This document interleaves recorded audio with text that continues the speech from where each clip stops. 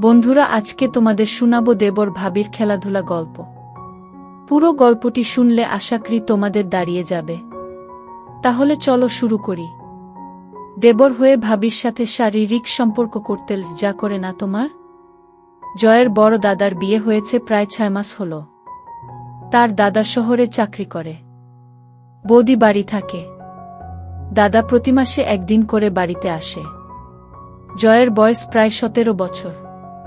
জয় ওর ভাবির দিকে প্রথম থেকে একটু খারাপ দৃষ্টি দিত, কিন্তু ওর বৌদি কখনো সেটা খারাপ ভাবে নেয়নি। ওর বৌদি খুব সুন্দর দেখতে ছিল। জয়ের দাদা মাসে একদিন বাড়ি আসায় ওর বৌদির শারীরিক চাহিদা মেটাতে পারত না। সেটা জয় সবসময় বুঝতে পারত বৌদির চলাফেরা দেখে, কিন্তু ও এটা জানত বৌদি কখনো দেবরকে অন্য চোখে দেখেনি। একদিন বৌদি রান্নাঘরে রান্না করছিল, তখন জয় বৌদির কাছে গিয়ে বসে বৌদিকে এটা ওটা এনে সাহায্য করতে থাকে। বৌদি তাতে বেশ খুশি হয়। একটু পর জয় বৌদির পিছনে বসে বৌদির চুলের খোপা খুলে দেয়। তারপর চুল নিয়ে বিভিন্ন প্রশংসা করতে থাকে। বৌদি তাতে খারাপ কিছুই ভাবে না, এমনিভাবে দিন কাটতে থাকে। বৌদিও এক প্রকার সয়ে নিয়েছিল নিজেকে। দেবর জয় করুক খারাপ ভাবত না, আর শাশুড়ি সব সময় বলতো জয়কে আদর যত্ন করতে। তাই দেবরের প্রতি আরও মনোযোগী হয়ে ওঠে। জয়ের ভাইয়ের বাড়ি আসার আর 2 দিন বাকি। বৌদিকে দেখতে যেন আজ অন্য দিনের থেকে বেশি সুন্দর লাগছে। কিছুতেই নিজেকে সামলানো যায় না।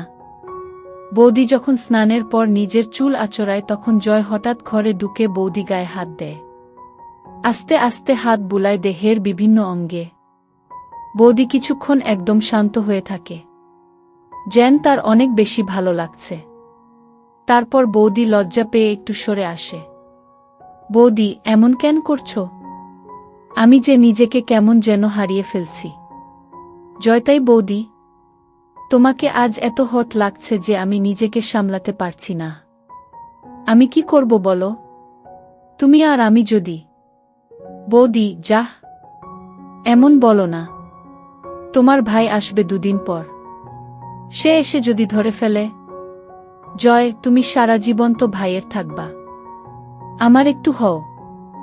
জয় বৌদির কাছে সরে গিয়ে বৌদিকে একটা কিস দেয়। তারপর বৌদির শাড়ি খুলে ফেলে।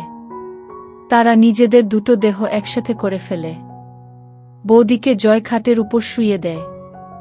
তারপর শারীরিক মিলন করে দুজনে। নিজেদের মনের স্বাদ মিটে গেলে দুজনে বাথরুমে গিয়ে ফ্রেশ হয়ে নেয়। জয় পুরোটাই ভিডিও করে রেখেছিল, তাই সে ব্ল্যাকমেইল করার একটা বড় ফাঁদ তৈরি করে ফেলে। পরবর্তী অংশ পেতে চ্যানেলটি সাবস্ক্রাইব করে পাশে থাকা বেল আইকন বাজিয়ে রাখুন।